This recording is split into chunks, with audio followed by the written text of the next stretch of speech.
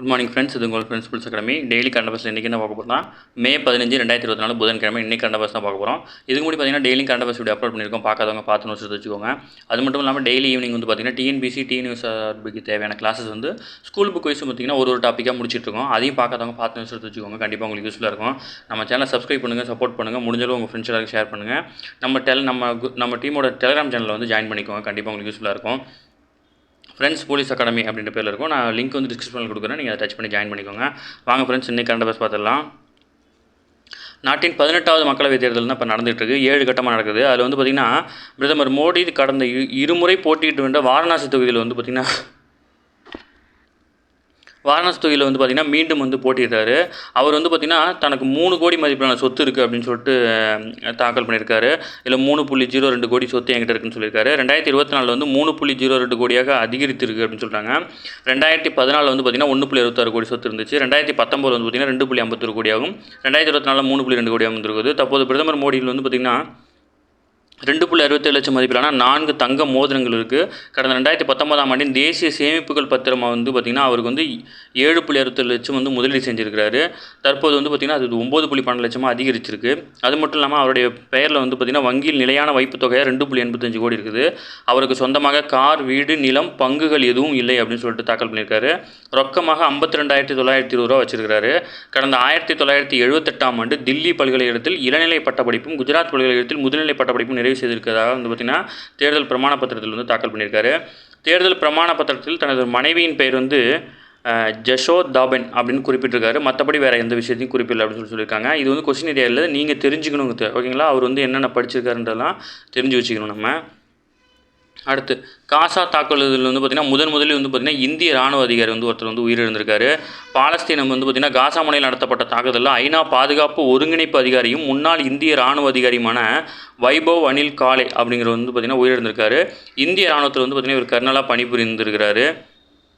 வைபவ் அனில் காலே வந்து பார்த்திங்கன்னா மகாராஷ்டிரா மாநிலம் பூனேவை சேர்ந்தவர். 2022ஆம் ஆண்டு பார்த்திங்கன்னா ராணுவ பணியிலிருந்து விருப்ப ஓய்வு பெற்றிருக்காரு.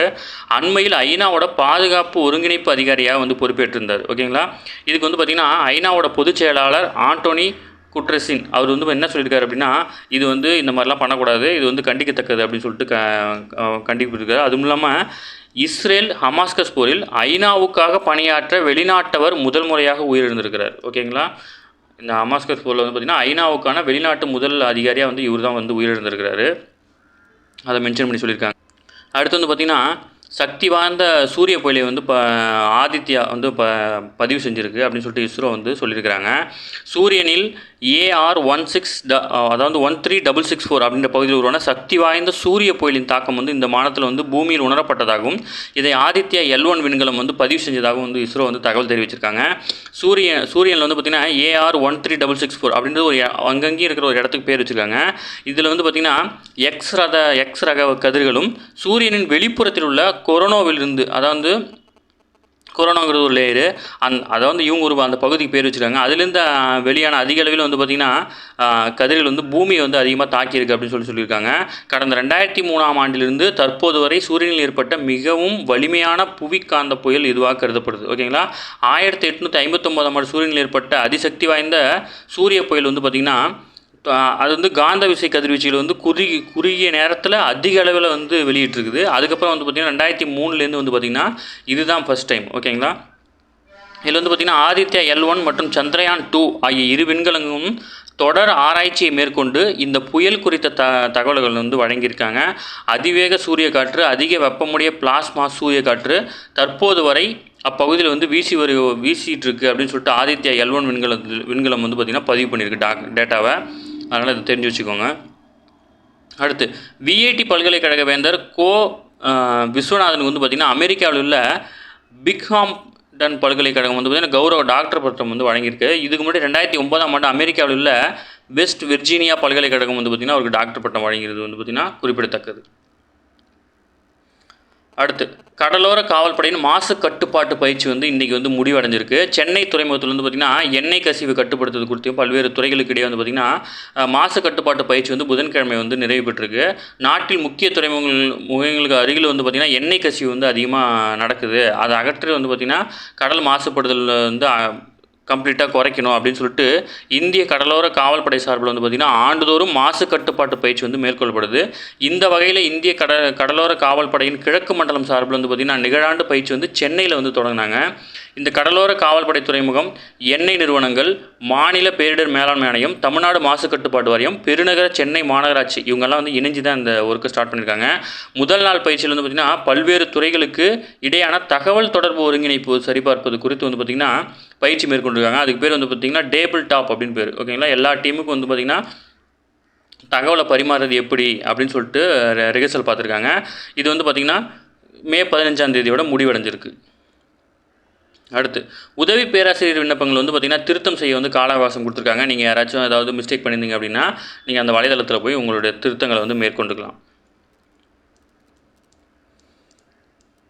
அடுத்து வந்து பார்த்திங்கன்னா அரசு பள்ளிகளோட சாதனை பற்றி சொல்லியிருக்காங்க.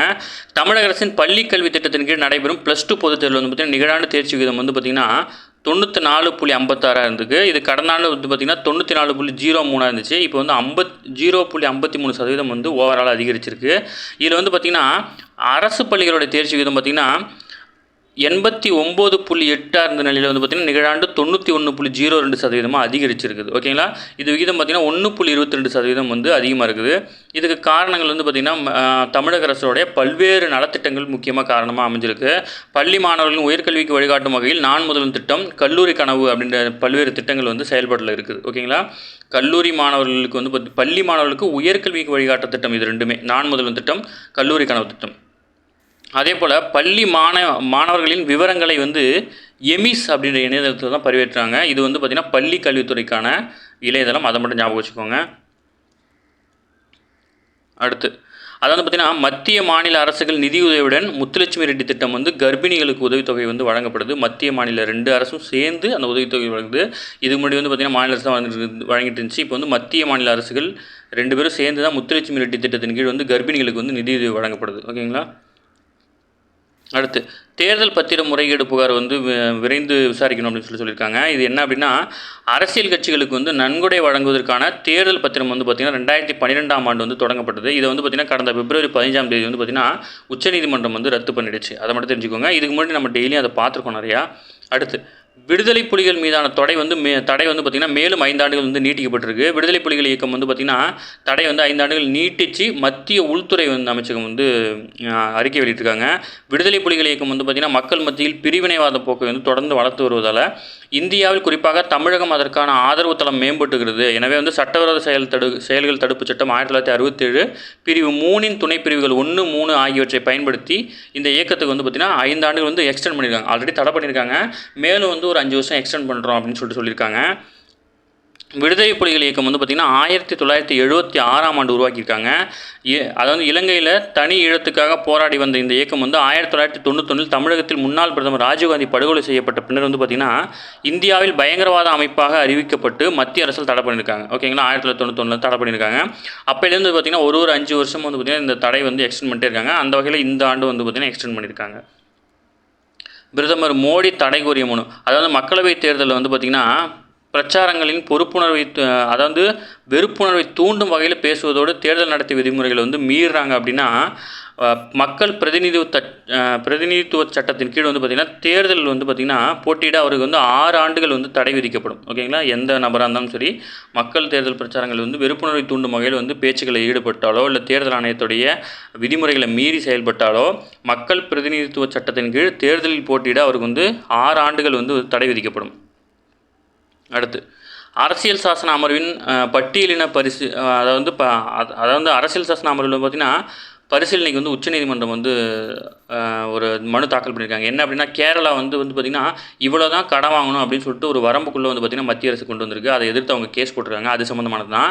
இதில் முக்கியமாக என்னதுன்னா மத்திய அரசிடம் இருந்தோ அல்லது பிற வழிகளில் இருந்தோ கடன் திரட்ட மாநில அரசுகளுக்கு வந்து அரசியலமைப்பு சட்டம் 293வது பிரிவு வந்து உரிமை அளிச்சிருக்கா இல்லையா அப்படின்னு சொல்லிட்டு வந்து பார்த்திங்கன்னா அதை பற்றின ஆர்கியூமெண்ட் தான் போயிட்டுருக்கு. இந்த ஆர்டிக்கல் ஞாபகம் வச்சுக்கோங்க, நாளைக்கு நல்லா கண்டினியூஸாக வந்து இதை பற்றி நியூஸே வரலாம். ஆர்டிக்கல் 293.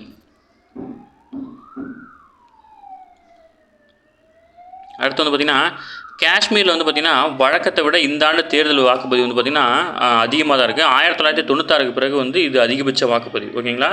ஆர்டிகல் 370 நீக்கினதுக்கப்புறம் வந்து பார்த்திங்கன்னா 1996க்கு பிறகு காஷ்மீரில் வந்து அதிகபட்சமாக பதிவான வாக்கு இதுதான் அப்படின்னு சொல்லியிருக்காங்க.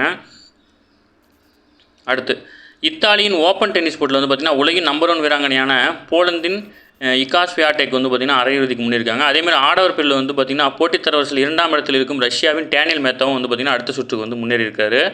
ஒடிசாவில் நடைபெற்று வரும் ஃபெடரேஷன் கோப்பை தடகள சாம்பியன் வந்து பார்த்திங்கன்னா தமிழகத்தின் ரோசி மீனா பால்ராஜ் மகளிருக்கான கம்பு ஊன்றி தாண்டுதல் வந்து பார்த்திங்கன்னா 4.05 மீட்டர் எட்டி தங்கப்பதக்கம் வென்றிருக்காங்க.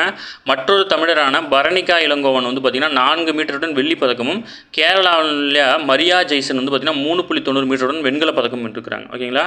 ஜார்ஜியா மாஸ்டர் செஸ் போட்டியில் வந்து பார்த்திங்கன்னா அர்ஜுன் எரிகைசி உட்பட 19 இந்தியர்கள் வந்து விளையாட இருக்கிறாங்க. இந்தியாவின் டேபிள் டென்னிஸ் வீராங்கனையான மணிகா பத்ராஜ் சர்வதேச தரவரிசையில் வந்து பார்த்திங்கன்னா முதல் முறையாக 24வது இடத்துக்கு வந்து முன்னேறி இருக்கிறாங்க. ஓகேங்களா? அடுத்து சர்ச்சைக்குரிய ரஷ்ய பாணி அப்படின்ற மசோதா வந்து பார்த்திங்கன்னா ஜார்ஜியாவில் இருக்கிற நாடாளுமன்றத்தில் வந்து பார்த்திங்கன்னா தாக்கல் பண்ணியிருக்கு. தென்மேற்கு ஆசியாவில் அமைந்துள்ள முன்னாள் சோவியத் யூனியன் நாடான ஜார்ஜியாவில் வந்து பார்த்திங்கன்னா ரஷ்ய பாணி மசோதா அப்படின்னு ஒரு மசோதா வந்து தாக்கல் பண்ணி நிறைவேற்றிருக்கிறாங்க.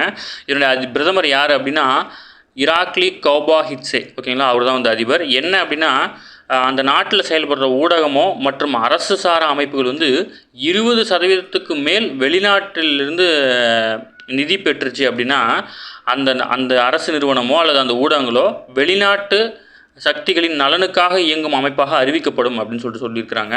அந்த மசோதா வந்து நிறைவேற்றியிருக்கிறாங்க. ஓகேங்களா? அடுத்து அமெரிக்காவில் வந்து கப்பல் மோதிய பாலம் வந்து வெடி வச்சு தாக்கியிருக்காங்க. இது நம்ம ஆல்ரெடி நியூஸில் பார்த்தது தான். அதாவது பார்த்திங்கன்னா இலங்கையை நோக்கி டாலி அப்படின்ற சரக்கு கப்பல் வந்து பால்டிமோர் நகரில் உள்ள படாஸ்கோ நதி வழியாக கடந்து வரும்போது பார்த்திங்கன்னா அங்கே இருந்த பாலத்தின் மேலே எதிர்பாராதமாக மோதி விபத்துக்குள்ளாச்சு.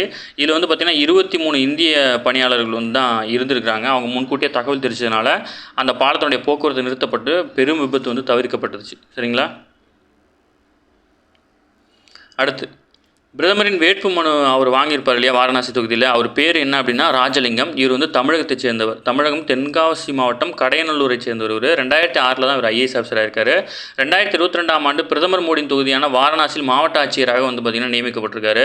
உத்தரப்பிரதேசத்தில் வந்து பார்த்திங்கன்னா சுகாதார தரவரிசை மாவட்டங்கள் பட்டியலில் வாரணாசியை வந்து முதலிடத்தில் கொண்டு வந்ததில் இவர் முக்கிய பொறுப்பு வச்சுருக்காரு. ஓகேங்களா? ஒரு முக்கியமான ஒரு ரோல். ஓகே ஃப்ரெண்ட்ஸ், அது மட்டும் முக்கியம் பார்த்திங்கன்னா +2 ஃபெயில் ஆனவங்களுக்கு துணைத் தேர்வு வந்து நாளையிலேருந்து விண்ணப்பிக்க சொல்லியிருக்காங்க. கண்டிப்பாக விண்ணப்பிச்சிருங்க. உங்களுக்கு தெரிஞ்சவங்க யாராக இருந்தால் இந்த மெசேஜை ஃபார்வர்ட் பண்ணுங்கள். இன்றைக்கி கரண்ட் அஃபேர்ஸோட தான் இன்றைக்கி நம்ம ஃபுல்லாக டீப்பாக தான் பார்த்துட்டோம். இதுவே போதுமானது. நியூஸ் பேப்பர் வந்து பார்த்திங்கன்னா ஃப்ரெண்ட்ஸ் போலீஸ் அகாடமி அப்படின்னு டெலிகிராம் சேனல் இருக்கும். நீங்கள் அதில் போய் எடுத்துக்கலாம். Okay friends, thank you friends.